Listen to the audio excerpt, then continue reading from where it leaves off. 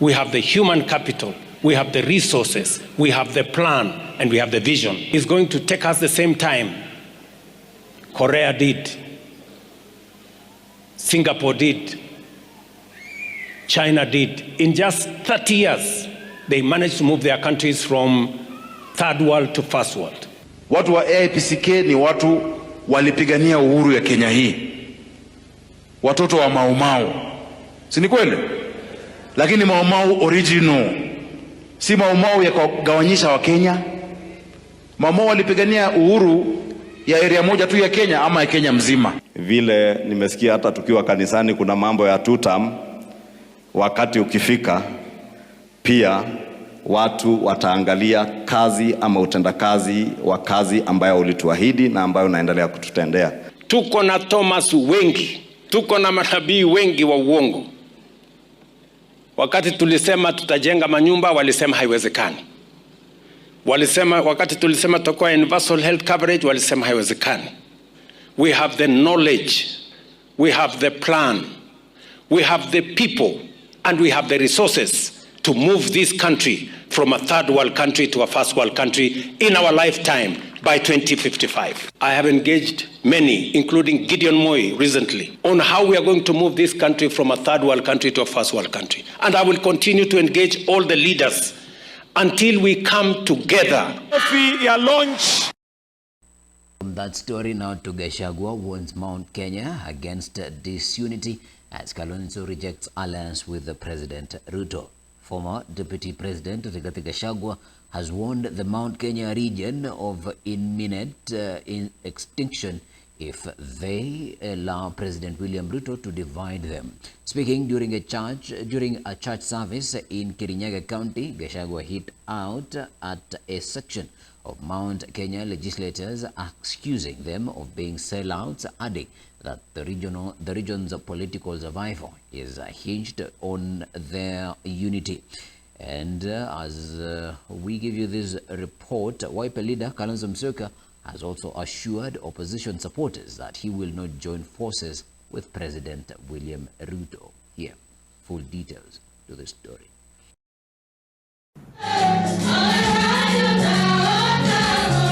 If we agree Ruto to divide us, as a community we are finished.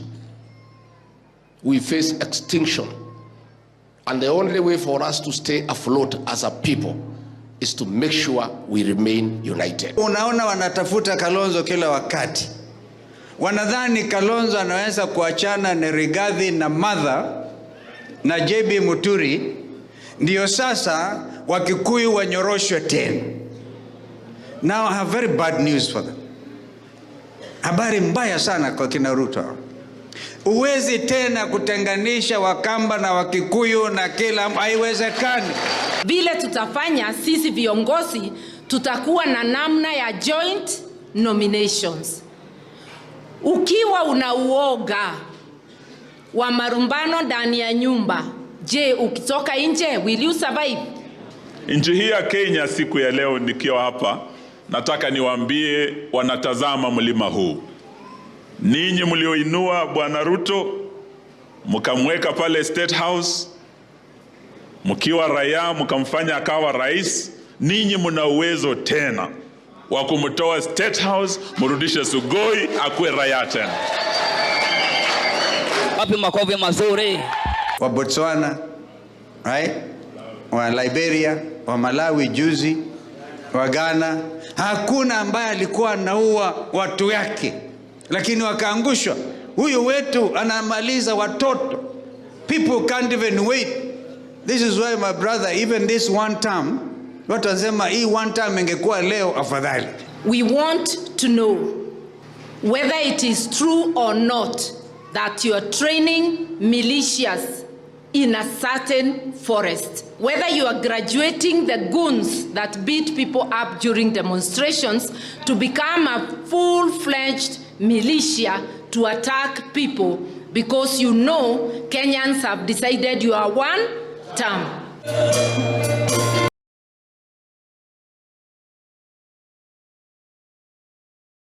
Headlines in the country, and we switch our attentions to prayers held in Nairobi for Kenyan activists Bob Njagi and Nicholas Oyo. And families and supporters of Kenyan activists Bob Njagi and Nicholas Oyo held a solemn Sunday service at Jesus Christ Church in Ruiru on now praying for their safe return 11 days after the two went missing in Uganda. Now, relatives, community leaders, and church members attended the service, expressing deep concern and urging swift action from Kenyan authorities. And Julius Oyo, brother to Nicholas, emphasized faith alongside human effort, saying, quote, nothing is too difficult for God, and he will act on our behalf by choosing human beings, and that is why we are requesting you to pray for us. As well, church leader Munyari Kinyenje highlighted the potential impact of diplomatic engagement. One short call to the Ugandan president, just 1 minute, will bring the difference. The personal toll on families was evident. Rosaline Ocheng, Nicholas Oyo's mother, described the challenges as her son's absence. It is very difficult. Nicholas Oyo is someone who drives me anywhere. He takes care of me in terms of medication. You feel heartbroken. Now, family friends called for transparency with Fred Ogola, asking, can the President, Minister of Foreign Affairs, come out and make it clear whether they know the whereabouts of the two activists? Here are the full details to the story.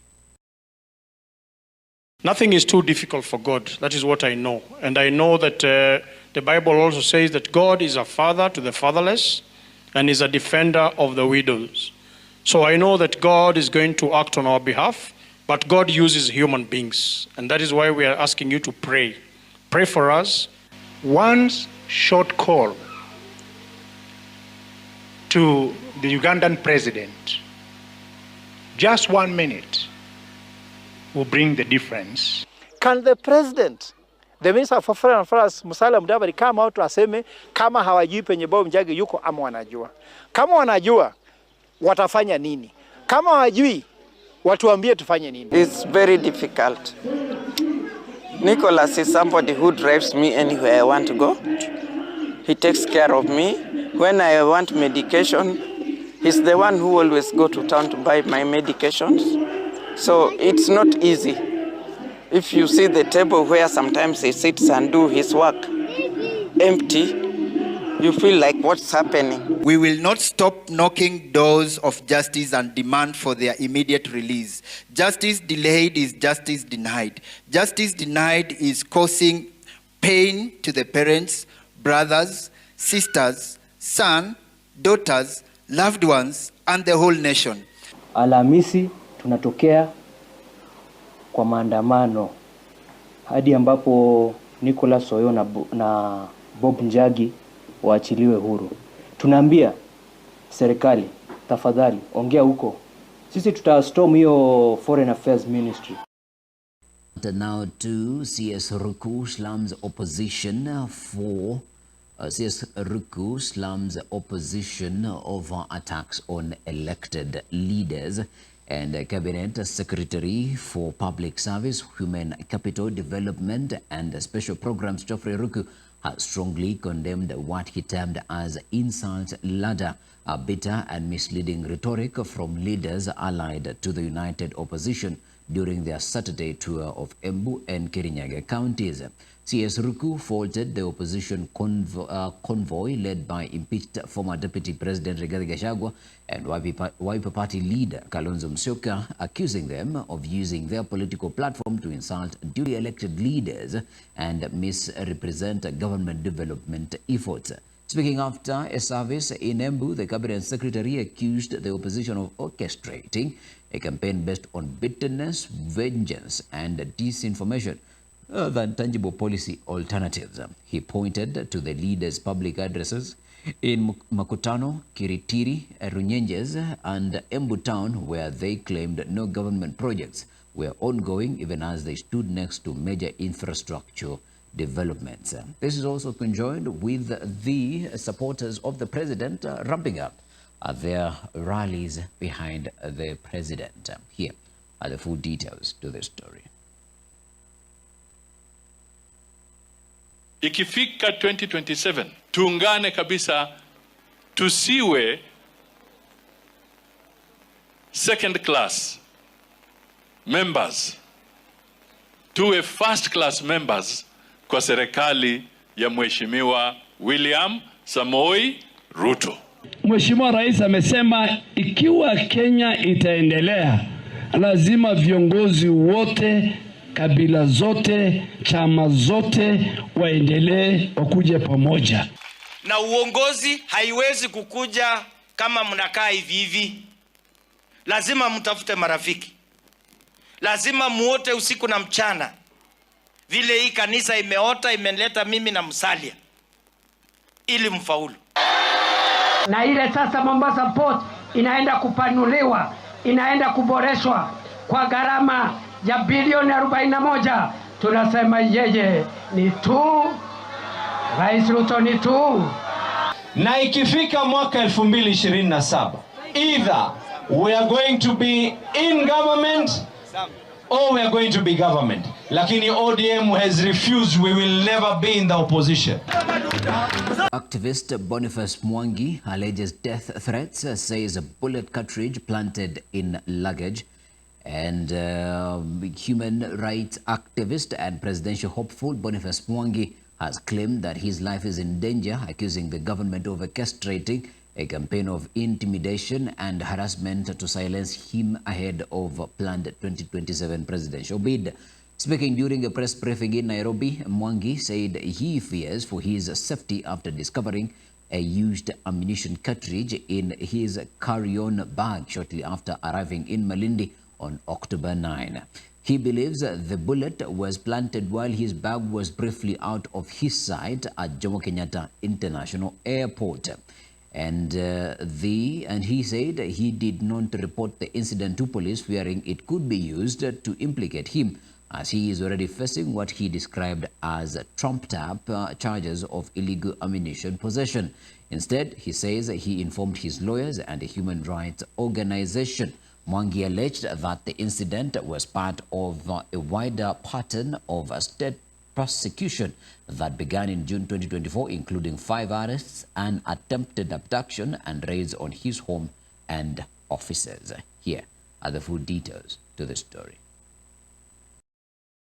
This was put between the time I gave my attendant the bag and the time I got to Malindi, because I packed my own bag, I passed through the screening at JKIA. The first screening, there was a scanner, and the second there was a scanner, and I did not have this in my bag. It is clear that my life is in danger and has been for quite some time now.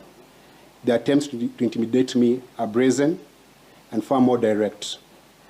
I appear to have been singled out for harassment, since no other Kenyan in recent times has experienced so many arrests, targeted character assassination, and physical attacks as I have. This regime can arrest me, plant evidence, try and intimidate me all they want, but they cannot stop an idea whose time has come. Those in power are using all forms of harassment, including cross-border repression, to try and silence the critics who are speaking boldly. In the dailies, and we started off with The Standard. Release them is the headlining story in The Standard. Now, for nearly 2 weeks, the families of activists Bob Njagi and Nicholas Oyo have endured a tormenting silence after their abduction in Uganda. With both Kenyan and Ugandan governments offering little clarity, fears are mounting that the two Free Kenya movement leaders are being held incommunicado by Ugandan security forces. Now, their disappearance has sparked outrage among civil society groups who see it as part of a growing pattern of cross-border repression in East Africa. That is a story that you'll find on page 4 of the Standard this morning. There is a quote here: "The day we were to meet Bobi Wine was when the two were taken. We had lunch and were supposed to head and meet Bobi Wine within the same hour.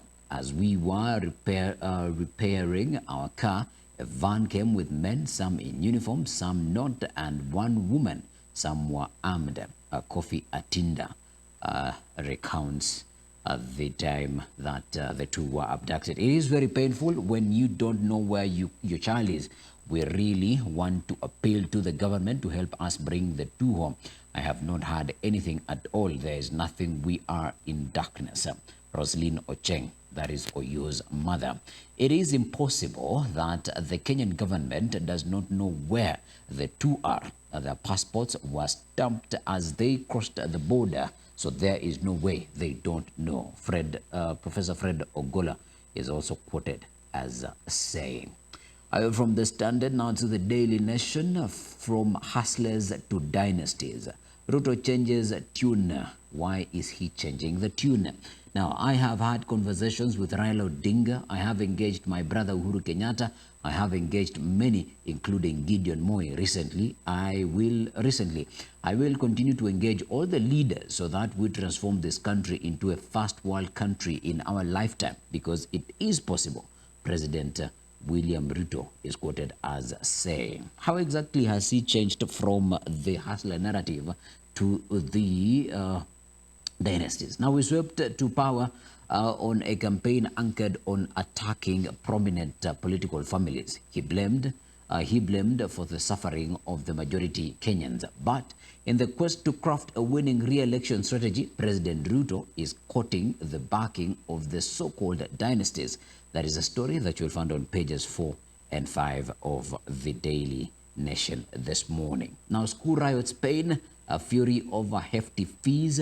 Now, parents complain that unruly students have become a cash cow for schools that are imposing exorbitant fines on all learners to finance reconstruction after destruction of property during riots. They are also faulting the schools over the heavy financial burden imposed on them as school managers capitalize on strikes to make a killing, with additional demands for payment of all fee arrears prior to readmission of the students. That is a story that you'll find on page 8 of the Daily Nation this morning. Now, courier farms, now the new drug mules, and tax agents at the Jomo Kenyatta International Airport were going about their usual checks sometime in mid-June, trying to stop cheats using courier services to avoid paying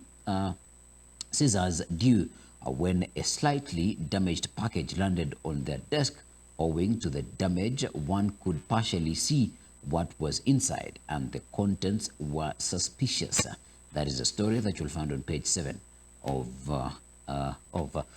the Daily Nation this morning as well. Family of Kenyan murdered by British soldier takes fight to justice to Britain when Esther Njoki landed at London's Heathrow Airport on Sunday. She carried more than a suitcase. She carried her aunt's memory and the family's unrelenting demand for justice for the killing of Agnes Wanjiru in Nanyuki in 2012. That is a story that you'll find on page 2 of the Daily Nation. Away from the Daily Nation, now we come to the end of the stories that are making headlines in the country. When we come back, we